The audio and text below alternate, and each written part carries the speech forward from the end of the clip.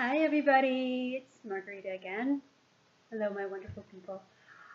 My good friends. I thought that I could really get into something a little more kind of funny, maybe a little bit, you know, a little hilarious thing that I was spinning in my mind over the weekend and getting in touch with the universe as well. I started thinking about how do we deal with certain, traumas and, bad news and people who try to throw you into this pit of despair and fear and fear and fear, and then labeling you with cancer, the big C, and you're walking around in hospitals and around the streets and like one of the unlucky ones, because that's how the medical um, community wants you to think about yourselves. you know, and like I said, my journey started back in May, maybe April, if you count in all the misdiagnoses and mistreatments of treatments of a condition that was, IBS, may have been H. pylori, etc., etc. And I think that I've really gotten to the point where I had to tell the story of my connection to the universe. And you might call it God, you might call it your angels, you might have a spiritual connection to the saints. To me, it's always been the universe, and I've always been connected to the universe. And the universe has always given me signs. The universe has always given me direction. The universe has always given me guidance when I come to a fork in the road. And I thought, well, I really need to talk about this because I think the spiritual side of this healing journey that I'm on is really important for other people to hear about and to connect to. This is something that really is always active within us. And I can tell you from the beginning, from the get-go, I have had the signs. When I was a little girl too, going way back, I was a little more aware, a little more, not bothered by the daily grind and going to work and going to school and going to classes and, fulfilling obligations of an adult. When you're a little girl, and I was, born in Russia, and I had, really been a quiet little girl. I really connected to the spirit world, and folk tales and fairy tales were a really big part of my life. Coming and immigrating several countries over until finally coming to Canada, and really, I was about 7 or 8 years old when I started singing to the angels. I was really an oddball, alone in the room, singing to, making up my own songs and singing to the angels, and making up songs about angels. And I really was the kind of child when I was learning English.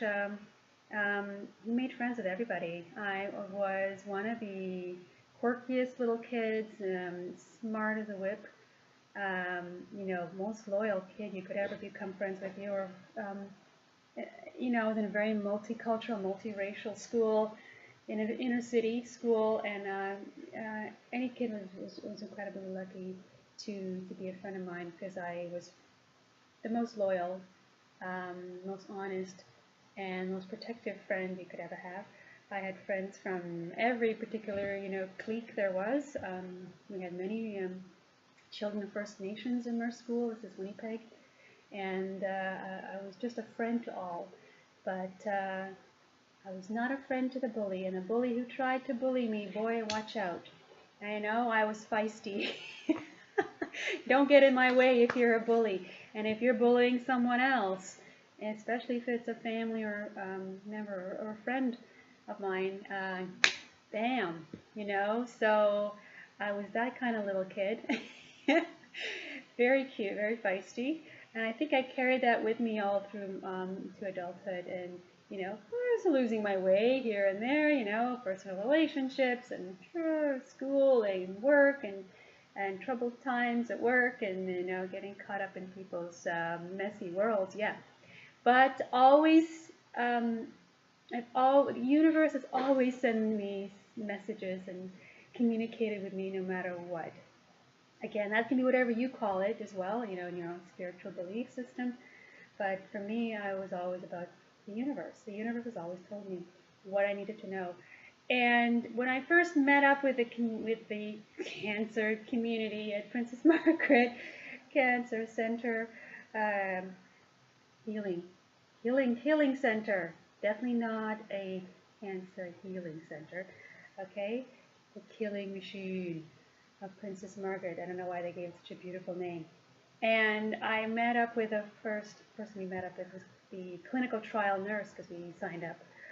As, I was caught up in this mess, and all very and my brain was foggy and I didn't think about what was happening because I was just, frozen with fear.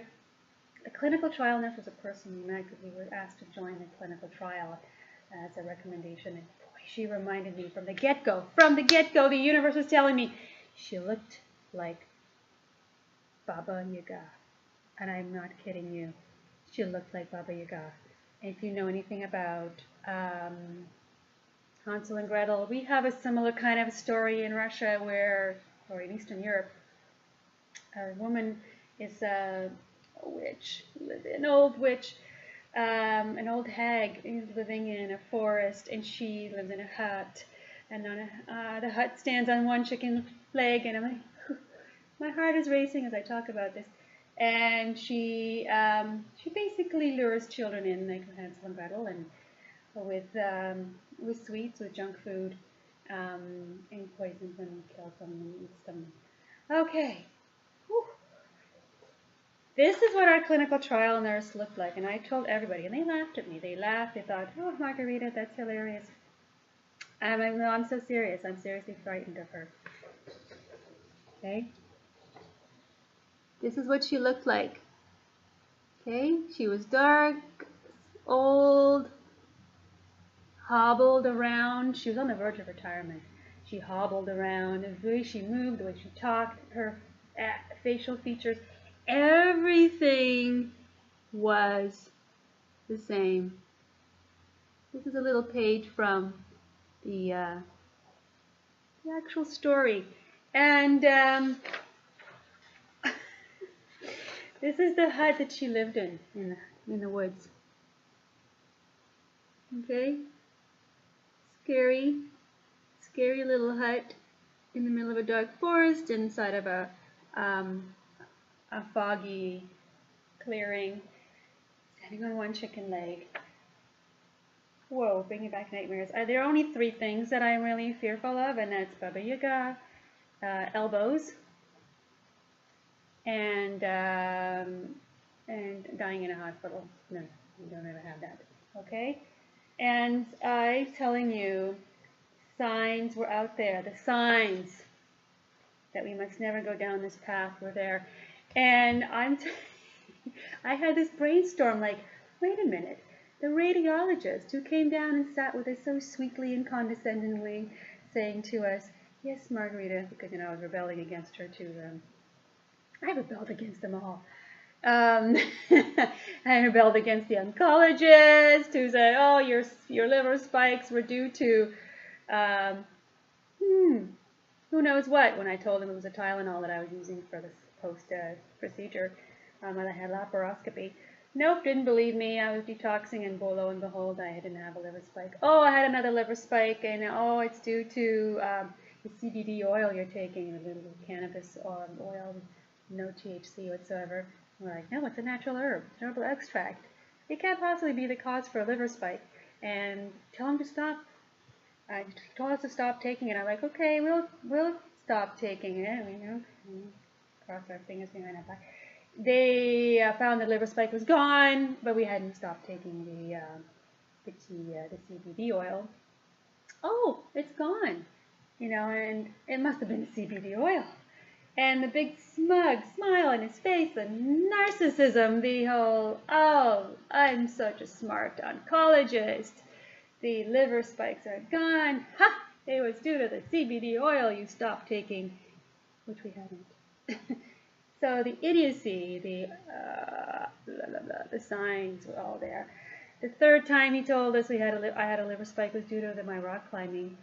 So, all the things that were good for me, he attributed to liver spikes, and he stopped doing them. The ridiculous messages we were getting. And the complete, oxymoronic, whoa, belief system that they had was incredible. And, wake up, oncologists, wake up. Just unbelievable kinds of the idiocy that I was confronted with. I'm serious, and I really mean it.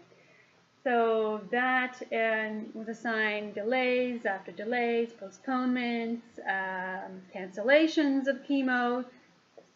Just talking to me this whole time, And when the radiologist sat down with us and said, yes, Margarita,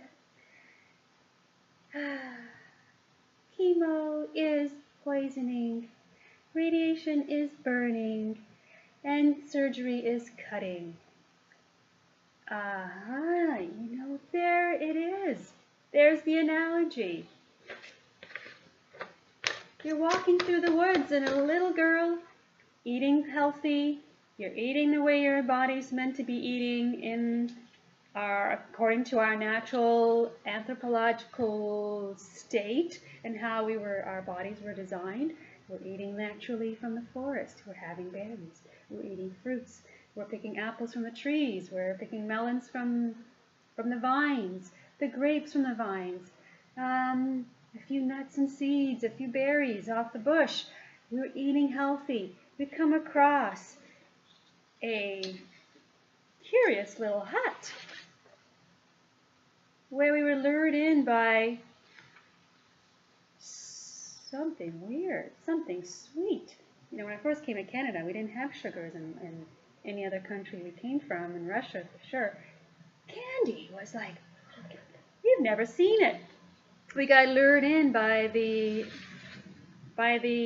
toxic chemicals, which were the candies that Baba Yaga offered us. And chemotherapy is poisoning. Okay? There's number one. There's number one of the process of this little fairy tale / life journey out of Cancerville and into Wellville. She lured me in with some candy. I thought it was going to be good for me, but it was toxic. It was poisoning. So it poisoned my body. What effects does poisoning usually have on you? Fatigue, nausea, vomiting. A brain fog came over us, which happened to the children in this story. They became completely, whoa, what's happening to me? I had a severe case of brain fog after chemo. I was poisoned. I was poisoned just like Baba Yaga had poisoned those little girls and boys. And what is the second step? Burning. Well, Baba Yaga finds out that you're nauseous, you're foggy, you're tired, you can't get up. She cooks you. She puts you in an oven because, as Hansel and Gretel, same thing happened, and she eats those children. She puts you in an oven. She cooks you up. There's a little cauldron, but she actually used an oven in many of the stories. Burning. That's what radiation is. Burning. Burning on my skin, burning in my stomach. Heartburn was enormous because I was just pounded into my stomach.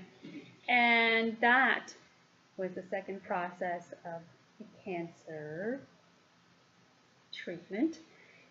Lastly, what does Baba Yaga do? She eats you up. She cuts you up with a little knife and fork and eats. Surgery is cutting, just as she so politely put it. Cutting you up, eating you. If I had gone the whole route of this whole, multi-step treatment process through Princess Margaret Killing Center, she would have, I would have been eaten up. I would have been cut up into little pieces. They would have cut up my stomach. They would have reorganized my GI tract. I've done some weird things, and I'm like, this is kind of experimental, but I really have never heard anything so primeval as having to rearrange bodily organs. This is like what's happening back in the 1800s when they first, introduced this surgery techniques. Sorry. So, amazing analogies, connections to the stories that terrified me. And I had this brainstorm over the weekend. I said, really is true. The poisoning, the burning, the cutting. That's Baba Yaga right here, all over again. And stay away. Stay away from people who are going to try and kill you, because in the end, those little girls and boys are dead. Right? Stay back in the forest, back where it's safe. Eat what you're supposed to be eating, what's natural, what's grown in nature, what's ripe and fresh off a tree and off a bush and off a vine. What nature intended for us to eat. So, when I came to this realization of, what was happening to me, what was happening to my body, and I mean, the universe had been trying to give me signals. I've been plugging my ears perhaps a little, just, the pharmaceuticals were definitely fogging my mind. I could not see the signs that were right in front of my face, and thank you everyone who's been part of my journey so far.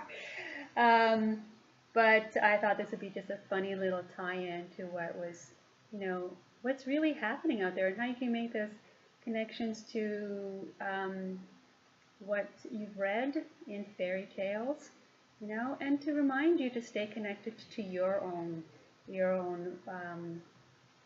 universe, or staying connected to your the voices, your angels, your spirits who are talking to you, and really keep those eyes and ears open, because it did, for a while I was a little bit numb, and I did not, and I certainly wish I had gone backwards, but you know what, I'm moving forwards now. So I thought I should just at least share that with you, because it was just a funny realization about how my childhood and my childhood experiences and my connection to the universe already as it was plays a really big part in putting you on the right path. So it's not just everything else that you're putting into your body, but it starts right here. Starts right here. Starts right here. Making that connection open, and we're keeping the lines open, allowing that communication to get through, and listening, and always having that two-way communication too. So I thought I should share. It was fun, and I hope you found it to be pretty funny as well. I'll talk to you soon. Bye, beautiful people.